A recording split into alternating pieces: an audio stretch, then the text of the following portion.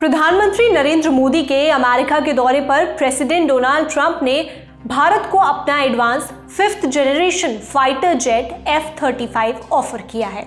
यह एक स्टेल्थ विमान है जिसका मुकाबला चीन के J-20 और J-35 से है। भारत पिछले काफी समय से अपने 5.5 जनरेशन स्टेल्थ विमान AMCA पर काम कर रहा है, पर अभी AMCA प्रोजेक्ट को जमीन पर आने में कुछ साल लग सकते हैं। ऐसे में भारत अपनी सीमा पर चुनौतियों से निपटने के लिए एक 5th जनरेशन फाइटर जेट लेने पर विचार कर रहा है। पीएम मोदी के साथ प्रेस ब्रीफिंग को संबोधित करते समय प्रेसिडेंट ट्रंप ने कहा, अमेरिका भारत को F-35 स्टेल्थ फाइटर विमान उपलब्ध कराएगा।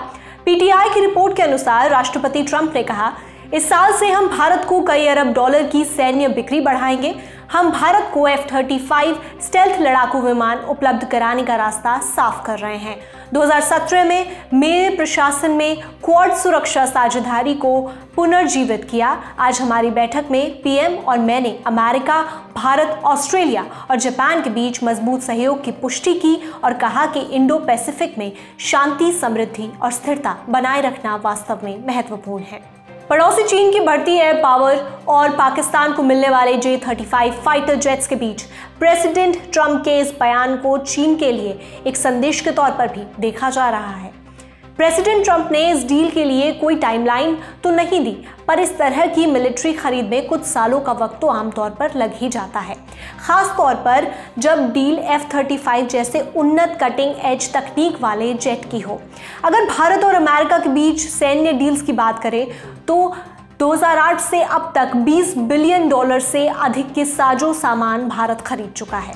हाल ही में भारत ने अमेरिका से MQ-9B प्रीडेटर ड्रोन की डील की है। अगर भारत F-35 खरीदता है तो निश्चित तौर पर इंडियन एयरफोर्स के बेड़े को एक नई ताकत मिलेगी।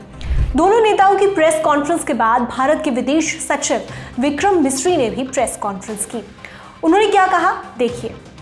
Look, there is a process by which platforms are acquired. You are well aware of that process.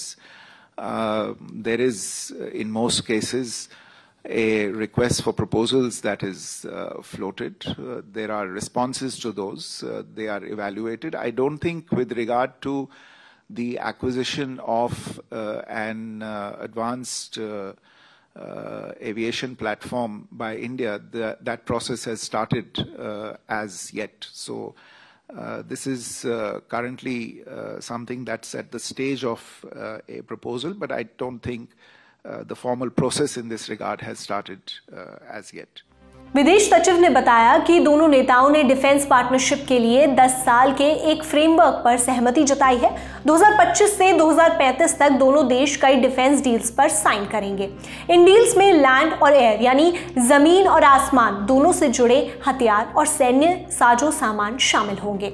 इसके अलावा दोनों देशों के बीच ज्वाइंट प्रोडक्शन को लेकर भी सहमति बनी है। साथ ही भारत 2025 में क्वाड समिट की मेजबानी करेगा, जिसके लिए प्रेसिडेंट ट्रंप को न्योता दिया गया है। पीएम मोदी के दौरे के बाद दोनों देशों की ओर से एक साझा बयान भी जारी किया गया है।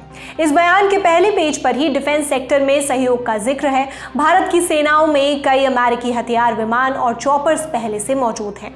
इनमें C-130J super Hercules, C-17 Globemaster 3, P-8I aircraft, CH-47F Chinook helicopters, harpoon anti-ship missiles, M777 हावित्सर तोप और MQ-9B ड्रोन शामिल है। अमेरिका ने इस पर खुशी जाहिर की है। साथ ही आने वाले समय में जावलिन एंटी टैंक मिसाइल और सेना के लिए स्ट्राइकर इन्फेंट्री कॉम्बैट गाड़ियों के साझा प्रोडक्शन पर सहमति बनी है। भारत की चिंता क्या है, ये भी आपको बता देते हैं। भारतीय वायुसेना फिलहाल विमानों की कमी का सामना कर रही है। बीते दिनों ही एयरफोर्स के chief air chief marshal Amarpreet Singh ने हिंदुस्तान एरोनॉटिक्स लिमिटेड HAL के सामने तेजस विमानों की डिलीवरी में देरी का मुद्दा उठाया था। इस देरी की जड़ में जाएं तो ये भी अमेरिका में मिलती है।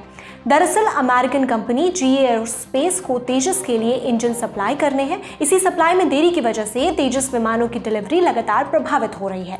ऐसे में पीएम मोदी के दौरे पर GE एरोस्पेस द्वारा इंजन सप्लाई को लेकर चर्चा संभव है। इस वीडियो में इतना ही। इस वीडियो पर आपकी क्या राय है, हमें कमेंट सेक्शन में जरूर बताइएगा। इस वीडियो की स्क्रिप्टिंग की है हमारे साथी मानस राज ने। मेरा नाम श्रुतिका है। आप देखते रहिए द लंदन टॉप। शुक्रिया।